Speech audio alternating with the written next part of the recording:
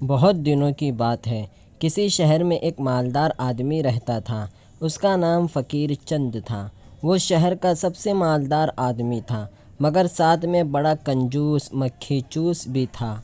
اس کا حلیہ بھی عجیب تھا، باہر کو نکلتی ہوئی توند، چھوٹا سا قد، جب وہ چلتا تو معلوم ہوتا تھا کہ فٹ بال لڑک رہی ہے۔ فقیر چند کی بیوی بہت اچھی عورت تھی، وہ غریبوں کی مدد کیا کرتی تھی۔ منگل کے دن تو فقیر چند سیٹھ کی حویلی کے دروازے پر سارے شہر کے فقیروں اور اپاہجوں کا ہجوم رہتا تھا، کیونکہ اس دن سیٹھ کی بیوی ہر فقیر کو 1 پاؤ آٹا خیرات دیا کرتی تھی۔ سیٹھ جی کو یہ بات بہت بری لگتی تھی، مگر وہ بیوی سے ڈرتے بھی تھے، اس لیے کچھ کہتے بھی نہ تھے۔ ایک بار سیٹھ جی نے بیوی کو سمجھایا بھی تھا، ان فقیر سادھوؤں کو خیرات دینے سے کوئی فائدہ نہیں، یہ سب کام چور ہوتے ہیں۔ ہماری رحم دلی سے ناجائز فائدہ اٹھاتے ہیں، مفت خوری کرتے ہیں، آٹا بازار میں بیچ دیتے ہیں اور افیم کھاتے ہیں، دم لگاتے ہیں اور موج کرتے ہیں، یعنی ہم سب کو بیوقوف بناتے ہیں۔ اس بات پر بیوی نے سیٹھ جی کو الٹی سیدھی سنائی اور کہا تھا، بھگوان نے جو ہمیں اتنی ساری دولت دی ہے وہ اسی خیر خیرات کا نتیجہ ہے۔ پھر اس نے سیٹھ جی کو ان کی غریبی کا زمانہ یاد دلایا تھا، جب ان کے پاس پھوٹی کوڑی بھی نہ تھی۔ سیٹھی جی کو اس بات سے سخت چڑ تھی کہ کوئی ان کو ان کا بیتا ہوا زمانہ یاد دلائے کہ وہ کیا تھے اور اب کیا ہیں، کیونکہ وہ اپنے کو خاندانی سیٹھ کہتے تھے، اس لیے وہ چپ ہو رہے۔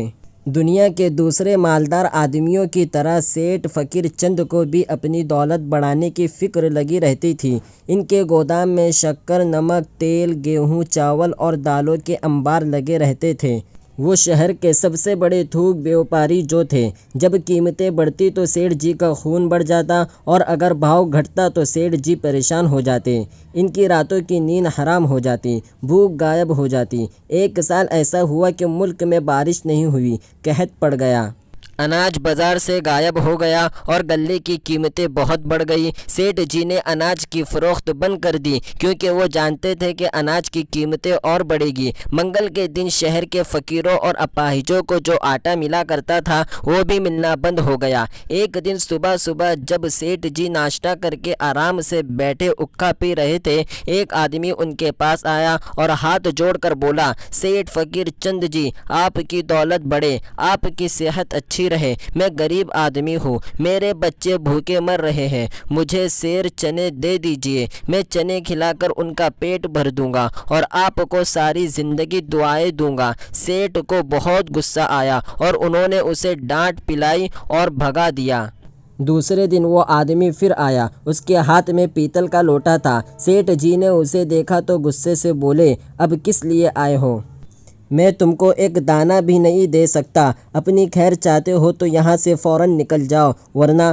مگر سیٹھ جی، آپ ہی کے فائدے کی بات ہے، اس آدمی نے بات کاٹ دی، آپ مجھے نہیں پہچانتے، کوئی بات نہیں، کم از کم اس پیتل کے لوٹے کو تو پہچانتے ہی ہوگے، اس پر آپ کا نام بھی خدا ہوا ہے، فقیر چند ولد گھسیٹ چند۔ شاید آپ کو یاد ہو، جب آپ نئے نئے شہر میں آئے تھے تو یہ لوٹا رامو بھر بھونجے کے پاس 4 آنے میں گروی رکھا تھا اور آپ نے رسید بھی لکھ دی تھی۔ یہ بات ذرا پرانی ہے، کوئی 20 سال پہلے کی، آپ اسے چھڑانا بھول گئے۔ خیر کوئی بات نہیں، بڑے لوگوں کی یادداشت ہمیشہ کمزور ہوتی ہے، میرا فرض تھا کہ میں آپ کی چیز کو واپس کر دوں، کیا خیال ہے؟ کچھ یاد آیا آپ کو؟ سیٹھ جی کا غصہ یہ سنتے ہی کافور ہو گیا۔ انہوں نے ادھر ادھر دیکھا کہ کوئی ان کی بات چیت تو نہیں سن رہا ہے، پھر کہنے لگے، ہاں مجھے خوب یاد ہے، تم نے اچھا کیا میرا لوٹا لے آئے، میں ابھی تمہیں 4 آنے دیتا ہوں، میرا لوٹا مجھے دے دو۔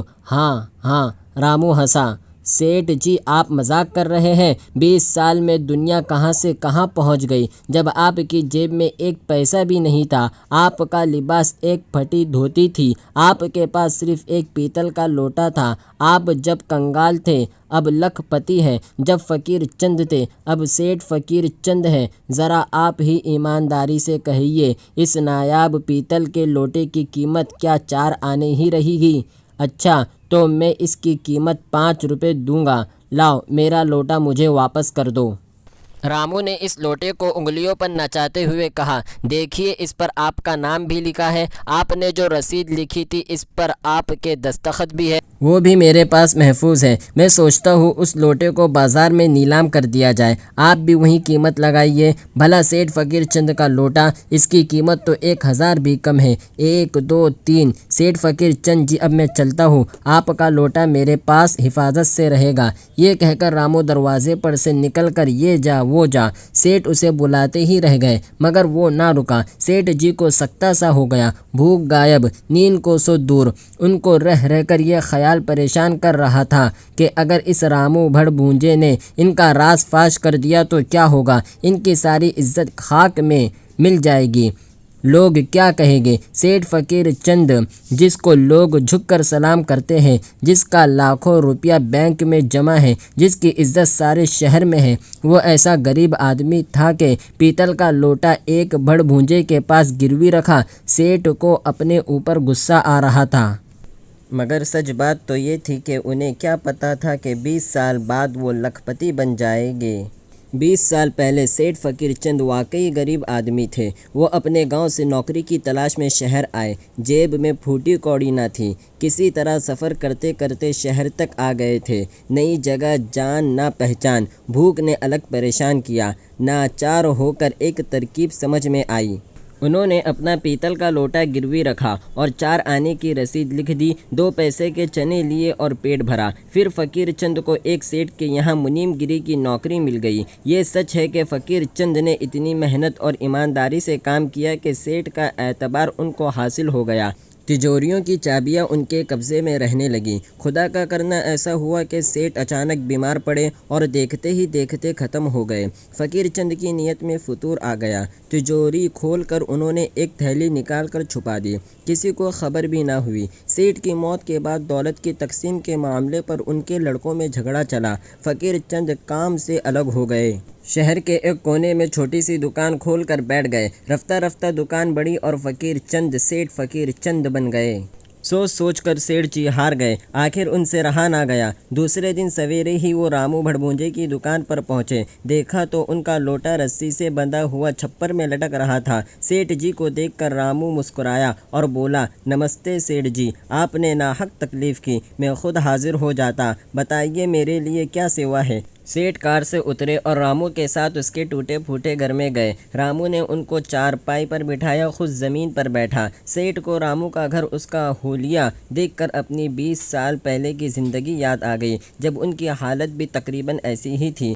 رامو، میں تم کو 1000 روپیہ دوں گا، میرا لوٹا مجھے دے دو۔ سیٹھ جی، آپ کا لوٹا آپ کے قدموں پر حاضر کر دوں گا، مجھے 1 پیسہ بھی نہیں چاہیے، آپ کی دولت آپ کو مبارک۔ میں اتنا ہی کہوں گا کہ آپ بھی غریب تھے، یعنی ہمارے ہی برادری کے ایک معمولی سے آدمی، آج آپ بڑے آدمی ہیں، اپنے آپ کو اور اپنے بھائیوں کے دکھ درد کو بھول گئے ہیں، آپ کے گوداموں میں غلہ بھرا پڑا ہے، ان گنت انسان بھوکوں مر رہے ہیں، آپ اگر چاہے تو بھوکے مرتے انسان بچ سکتے ہیں، آپ کو اپنی عزت کی فکر ہے، بھوکے مرتے انسانوں کی نہیں، تو تم کیا چاہتے ہو؟ میں آپ سے درخواست کرتا ہوں کہ مرتے ہوئے انسانوں کو بچائیے، اس میں سچی خوشی ہے، یہ آپ کا فرض بھی ہے۔ میں آپ کا لوٹا نیلام کر سکتا ہوں، مگر میں اتنا ذلیل آدمی نہیں، غریب ضرور ہوں۔ آپ کو لوٹے کی کتنی فکر ہے یہ آپ کے چہرے سے ظاہر ہے، کاش آپ کو اتنی ہی غریبوں کی فکر ہوتی۔ بس کرو رامو، بس کرو، تم سچ کہتے ہو، تم نے میری آنکھیں کھول دی، میں ایک ایک دانہ مفت بانٹ دوں گا۔ یہ کہہ کر سیٹھ جی اٹھ کھڑے ہوئے۔ 1 ہفتے تک سیٹھ فقیر چند جی کے گوداموں سے جتنا کو مفت غلہ بٹتا رہا۔ یہی نہیں، سیٹھ جی نے کئی ہزار کی رقم اور کپڑا مفت غریبوں میں تقسیم کرنے کے لیے بھی دیا۔ پھر شہر کے دوسرے آدمیوں نے بھی سیٹھ کی دیکھا دیکھی ایسا ہی کیا۔ سیٹھ کی بیوی اور دوسرے لوگ سیٹھ کی دریا دلی پر حیران تھے، مگر یہ بات صرف رامو جانتا تھا کہ یہ ساری کرامت پیتل کے لوٹے کی تھی۔